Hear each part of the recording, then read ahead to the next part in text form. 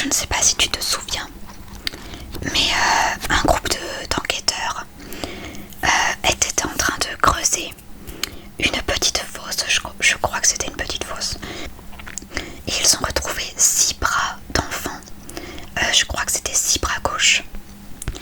Et en effet, des kidnappings d'enfants ont eu lieu, des fillettes je crois.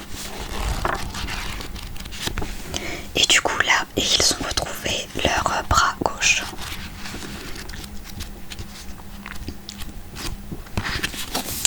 Si tu es fan de la série Esprit criminel, je pense que ce roman va vraiment t'intéresser.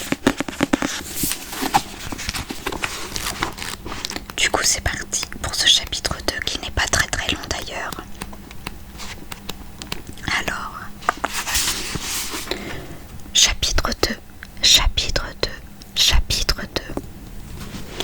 Le maître de musique avait parlé, mais ce n'est pas ça qui la frappa. Ce n'était pas la première fois. Grand nombre d'individus solitaires expriment leurs pensées à voix haute quand ils sont enfermés chez eux. Cela arrivait même à Mila de parler toute seule. Non, la nouveauté c'était autre chose. Qui la récompensait d'une semaine entière de guet, passée dans le froid glacial de sa voiture, garée devant la maison marron, à scruter l'intérieur avec des petites jumelles. Les déplacements de l'homme d'une quarantaine d'années, gros et laiteux, qui évoluait tranquillement dans son petit univers ordonné, en répétant toujours les mêmes gestes, comme s'ils étaient la trame d'une toile qu'il était le seul à connaître. Le maître de musique avait parlé, mais la nouveauté, c'était que cette fois, il avait prononcé un nom. Mila l'avait vu se former lettre par lettre sur ses lèvres. Pablo, c'était la confirmation, la clé pour accéder à ce monde mystérieux. Maintenant, elle le savait. Le maître de musique avait un invité. Jusqu'à peine 10 jours plus tôt, Pablo n'était qu'un enfant de 8 ans, les cheveux châtains et les yeux vifs, qui aimait se balader dans le quartier sur son skateboard. Et une chose était certaine, si Pablo devait aller faire une course pour sa mère ou sa grand-mère, il y allait en skate. Il passait des heures sur cette planche, aller et retour dans la rue. Pour les voisins qui le voyaient passer devant leur fenêtre, Pablito, comme tout le monde l'appelait, faisait partie du paysage. C'est peut-être pour cette raison que personne n'avait rien vu, ce matin de février, dans le petit quartier résidentiel où tout le monde se connaissait par son nom, et où les maisons et les vies se ressemblaient. Une Volvo break verte. Le maître de musique l'avait sans doute choisie exprès parce qu'elle était semblable à tant d'autres garées dans les petites rues, apparue sur la route. Le silence d'un samedi matin, tout ce qu'il y avait de plus normal, ne fut brisé que par le lent grésillement de l'asphalte sous les pneus et de la griffure grise d'un skateboard qui gagnait peu à peu de la vitesse. Il fallut 6 longues heures avant que quelqu'un ne s'aperçoive que parmi les sons du samedi matin, il manquait quelque chose. Cette griffure, et que le petit Pablo, cette matinée ensoleillée et glaciale, avait été englouti par une ombre rampante qui ne voulait plus le rendre et qui l'avait séparé de son skate adoré. Cette planche à 4 roues s'était retrouvée immobile au milieu du fourmillement des agents de police qui, juste après la déposition de la plainte, avaient pris possession du quartier. Cela s'était passé à peine 10 jours plus tôt. Et il était peut-être déjà trop tard pour Pablo, trop tard pour sa psyché d'enfant. Trop tard pour se réveiller son traumatisme de ce mauvais rêve. Maintenant, le skate était dans le coffre de la voiture de la policière, avec d'autres objets, des jeux, des vêtements, des pièces à conviction parmi lesquelles Mila avait fouillé en quête d'une piste à suivre et qui l'avait conduite jusqu'à cette tanière marron, jusqu'au maître de musique qui enseignait dans un institut supérieur et jouait de l'orgue à l'église le dimanche matin. Le vice-président de l'association musicale qui organisait tous les ans un petit festival consacré à Mozart.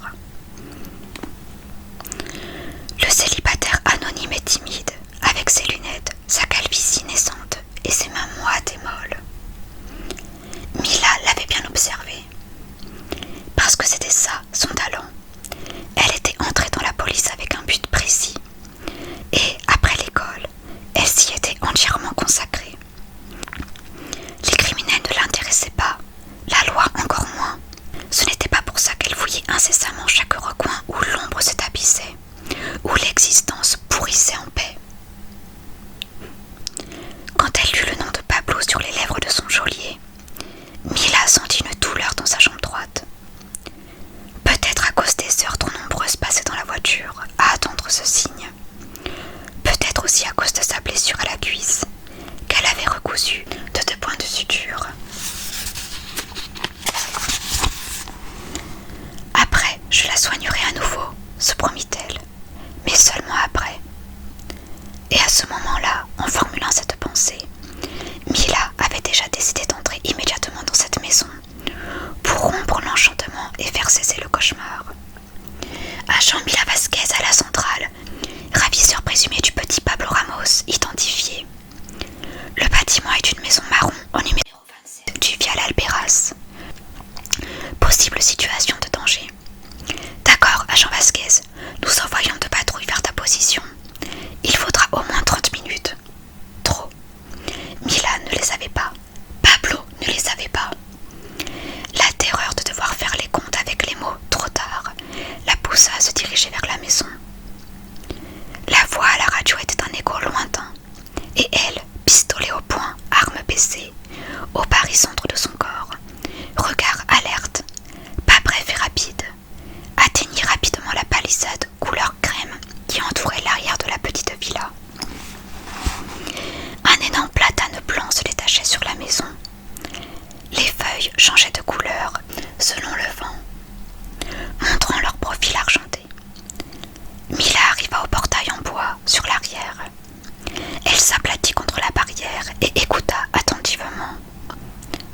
De temps à autre lui arrivait de quelque part dans le voisinage des volées de notes d'une chanson rock, portée par le vent.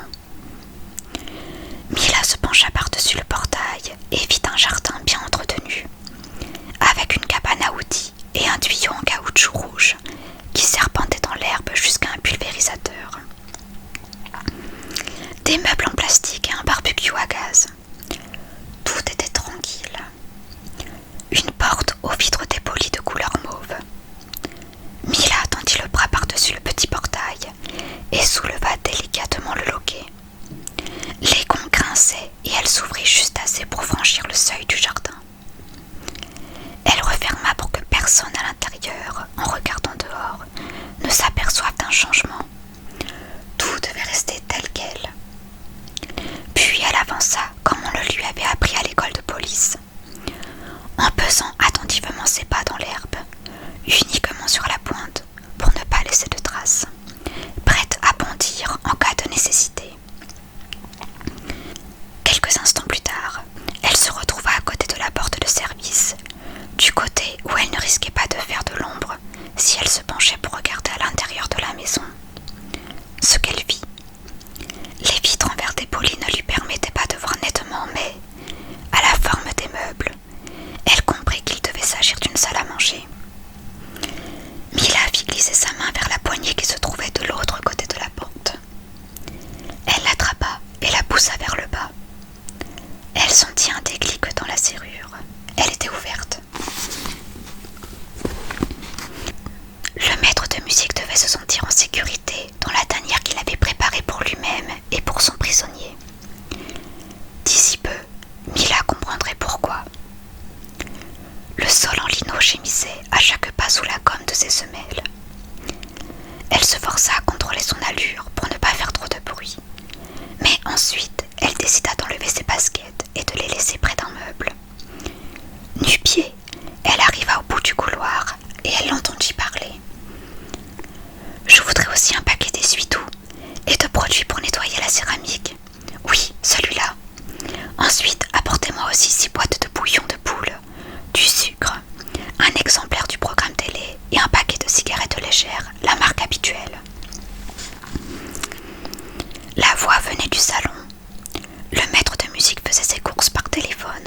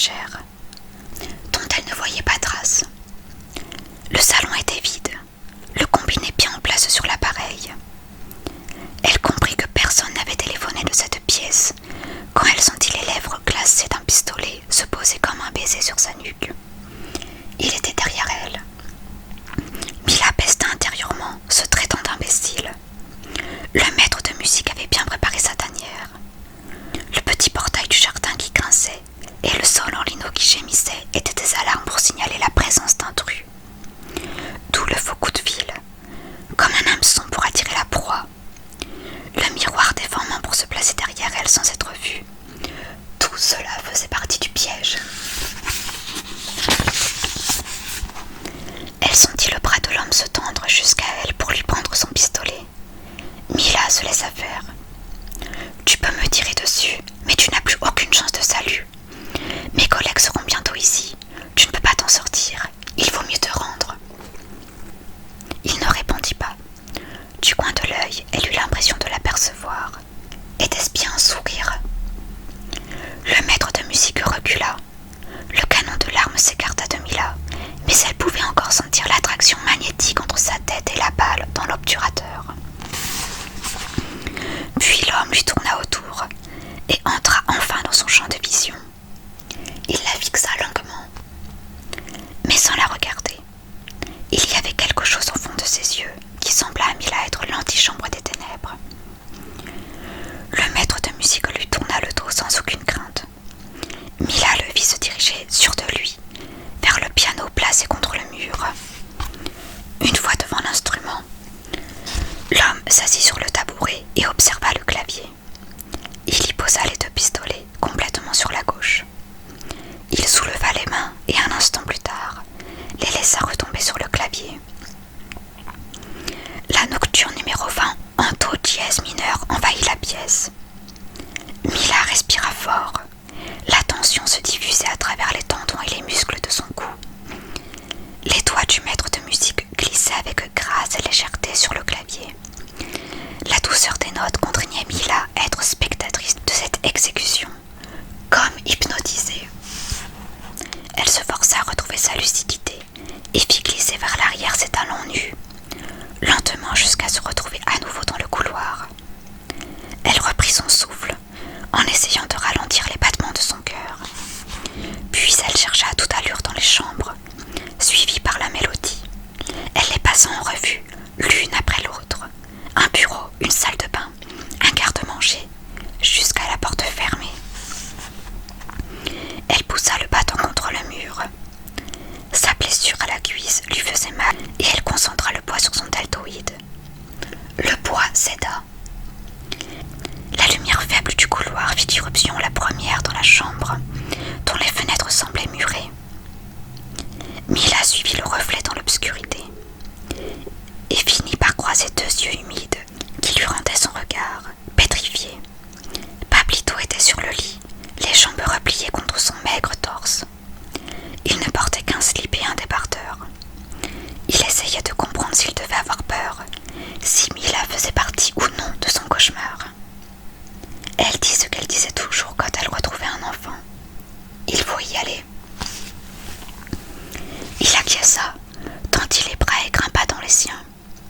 Mila surveillait toujours la musique, qui continuait, menaçante. Elle craignait que le morceau ne dure pas assez longtemps, qu'il n'ait pas le temps de sortir de la maison. Elle fut prise d'une nouvelle angoisse. Elle avait risqué sa vie et celle de l'otage, et maintenant elle avait peur, peur de se tromper encore. Peur de rater la dernière étape, celle qui la sortirait de cette maudite tanière, ou de découvrir que la maison se refermerait sur elle comme un nid de bave, l'emprisonnant pour toujours. Mais la porte s'ouvrit, et ils se retrouvèrent dehors, à la lumière faible mais rassurante du jour. Quand son cœur battit un peu moins vite, qu'elle put se désintéresser du pistolet qu'elle avait laissé à l'intérieur et serrer Pablo contre elle, en faisant bouclier avec son corps chaud pour le rassurer. L'enfant se pencha vers son oreille et lui chuchota. « Et elle ne vient pas !» Les pieds de Mila s'enfoncèrent dans le terrain, soudain très lourd. Elle vacilla, mais ne perdit pas l'équilibre. Où elle est, elle? L'enfant leva le bras et indiqua le deuxième étage avec son bras. La maison les regardait par ses fenêtres et riait, moqueuse, par la porte grande ouverte qui venait de les laisser sortir. C'est à ce moment-là que sa peur se dissipa totalement. Mila parcourut les derniers mètres qui la séparaient de sa voiture. Elle installa le petit Pablo sur le siège et lui dit sur le ton solennel d'une promesse. « Je reviens tout de suite. » Puis elle retourna se faire engloutir par la maison. Elle se retrouva en bas de l'escalier. Elle regarda vers le haut, sans savoir ce qu'elle allait y trouver.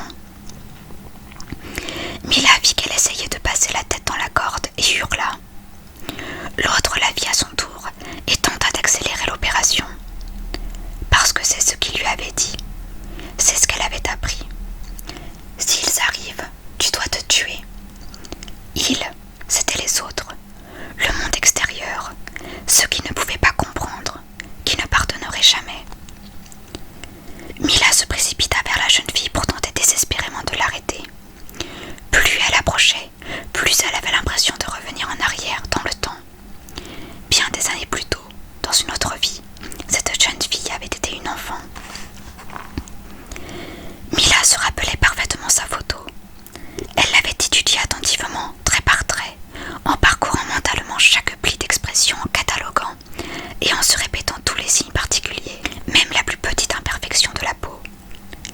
Et ses yeux, d'un bleu picaré, vivant, capable de conserver intacte la lumière du flash. Les yeux d'une fillette de 10 ans, Elisa Combs. La photo avait été prise par son père. Une image volée un jour de fête, alors qu'elle s'apprêtait à ouvrir un cadeau. Mila avait même imaginé la scène. Son père qui l'appelait pour qu'elle le regarde, pour la prendre par surprise. Et Elisa se tournant vers lui, sans même avoir le temps d'être étonnée. Un instant était immortalisé dans son expression. Quelque chose d'imperceptible à l'œil nu. L'origine miraculeuse d'un sourire, avant qu'il ne s'ouvre, éclose sur les lèvres et éclaire son regard comme une étoile naissante. C'est pour cette raison que Mila n'avait pas été surprise quand les parents d'Elisa Combs lui avaient donné cette photo-là, lorsqu'elle leur avait demandé une image récente. Ce n'était pas la photo la plus appropriée, parce que l'expression d'Elisa n'était pas naturelle, ce qui la rendait plus ou moins inutilisable pour imaginer les modulations, les changements de ce visage dans le temps. Les autres collègues chargés de l'enquête s'étaient plaints. Mais pour Mila, cela n'avait pas d'importance, parce qu'il y avait quelque chose dans cette photo, une énergie. Et c'était cela qu'il devait chercher. Pas un visage parmi d'autres, une enfant parmi d'autres, mais cet enfant avec cette lumière dans les yeux, en espérant que personne n'ait réussi à l'éteindre entre-temps. Mila l'arrêta juste à temps. Elle lui attrapa les jambes avant qu'elle se laisse aller avec tout son poids sous la corde. La jeune fille se débattit, se démena, hurla. « Elisa !» dit Mila avec une douceur infinie. Et elle se reconnut. Elle avait oublié qui elle était. Les années de captivité lui avaient extirpé son identité. Un petit morceau chaque jour, jusqu'à se convaincre que cet homme était sa famille, parce que le reste du monde l'avait oublié. Le reste du monde ne la sauverait jamais. Elisa regarda Mila dans les yeux avec stupeur. Elle se calma et se laissa sauver. Et c'est la fin de ce chapitre. Eh bien, visiblement, on ne peut faire confiance à personne. Puisque bon là, visiblement, il s'agissait juste d'un professeur de musique qui s'amusait à kidnapper des enfants. Donc, super. J'espère que cette lecture aura réussi à te détendre et à te relaxer.